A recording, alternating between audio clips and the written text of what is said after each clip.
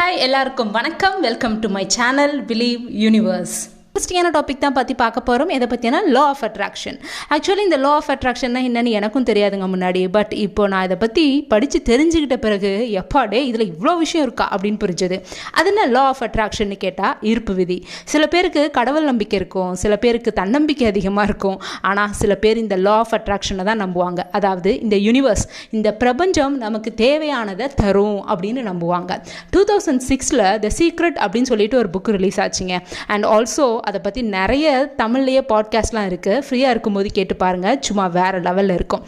சரி, இந்த பிரபஞ்சம் அதாவது இந்த யூனிவர்ஸை நம்பினா என்ன கிடைக்கும், அது எதுக்கு மக்கள் நம்புகிறாங்கன்னு கேட்டால் இது பற்றி பேசணுன்னா நிறைய பேசலாம். பட் இப்போதைக்கு ஷார்ட்டாக புரிகிற மாதிரி நான் சொல்கிறேன். நமக்கு இந்த உலகத்தில் பிடிச்ச விஷயம், வேணும்னு நினைக்கிற விஷயம்லாம் நிறைய இருக்கும். பட் அது நமக்கு கிடைக்குமா கிடைக்காதா அப்படின்ற டவுட் எப்போவுமே நமக்குள்ளே இருந்துகிட்டே இருக்கும்.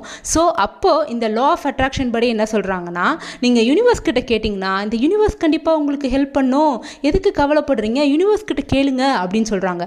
அது எப்படி யூனிவர்ஸ் தரும் அப்படின்னு கேட்டிங்கன்னா, எஸ் கண்டிப்பாக தரும். விஷுவலைசேஷன், கற்பனை. உங்களுக்கு தேவையானதை நீங்கள் விஷுவலைஸ் பண்ணி பார்க்கணும். விஷுவலைஸ் மட்டும் இல்லாமல் நீங்கள் அதை உணரணும். ஃபார் எக்ஸாம்பிள், நீங்கள் ஏதாவது புது ஜாபுக்கு போகணும், பெரிய லெவலில் பெரிய சேலரிக்கு ஜாபுக்கு போகணும் அப்படின்னு நினச்சிங்கன்னா நீங்கள் விஷுவலைஸ் பண்ணி பார்க்கணும். எப்படி விஷுவலைஸ் பண்ணி பார்க்கணுன்னா, உங்களுக்கு இன்டர்வியூ கால்ஸ் வர மாதிரி, இன்டர்வியூ அட்டன் பண்ணுற மாதிரி, ஃபர்ஸ்ட் ரவுண்ட் கிளியர் பண்ணிவிட்டு செகண்ட் ரவுண்ட் போகிறீங்க, அதுக்கப்புறம் ஹெச்ஆர் டிஸ்கஷன் நடக்குது, அப்புறம் ஆஃபர் லெட்டர் மெயில் வந்துருச்சு.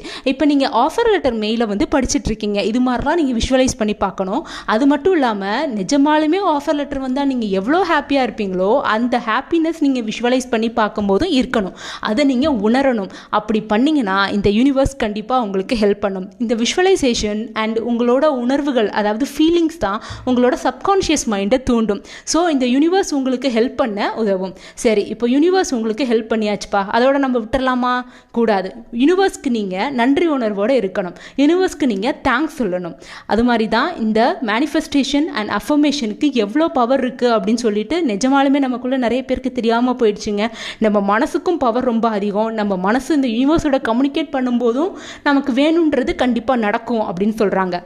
எனக்கு இந்த தான் வேணும், எனக்கு இந்த விஷயம் கண்டிப்பாக நடக்கணும் அப்படின்னு நீங்கள் மேனிஃபெஸ்ட் பண்ணி இந்த யூனிவர்ஸ் கிட்ட நீங்கள் கம்யூனிகேட் பண்ணிங்கன்னா கண்டிப்பாக உங்களுக்கு நடக்கும் அப்படின்னு சொல்கிறாங்க. அண்ட் இது மாதிரி நிறைய பேர் நிறைய விஷயங்களை சாதிச்சிருக்காங்க அப்படின்னு சொல்லப்படுது. சரி, இதெல்லாம் எப்படி பண்ணலாம்? இதுக்கெல்லாம் ஏதாவது டெக்னிக்ஸ், ஏதாவது வேஸ் இருக்கா? யூனிவர்ஸோட கம்யூனிகேட் பண்ணுன்னு சொல்கிறீங்களே, எப்படி கம்யூனிகேட் பண்ணுறது அப்படின்னு கேட்டால் இருக்குது. நிறைய techniques and ways and methods இருக்குது. லைக் 369 டெக்னிக், 555 டெக்னிக், ஸ்விட்ச் வேர்ட்ஸ் நிறைய பேர் யூஸ் பண்ணுறாங்க. அண்ட் வாட்டர் மேனிஃபெஸ்டேஷன் டெக்னிக் சொல்றாங்க. அதை பத்திலாம் நம்ம நெக்ஸ்ட் வீடியோல பார்க்கலாம். என்னோட சேனலை மறக்காம சப்ஸ்கிரைப் பண்ணிட்டு பெல் பட்டனை கிளிக் பண்ணிக்கோங்க. Tata, bye bye, take care and be happy.